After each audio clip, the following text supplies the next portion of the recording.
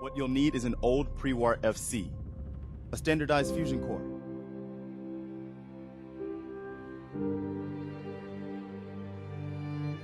Your high-grade, long-term nuclear battery used by the military and some companies way back when. And we know right where to find one.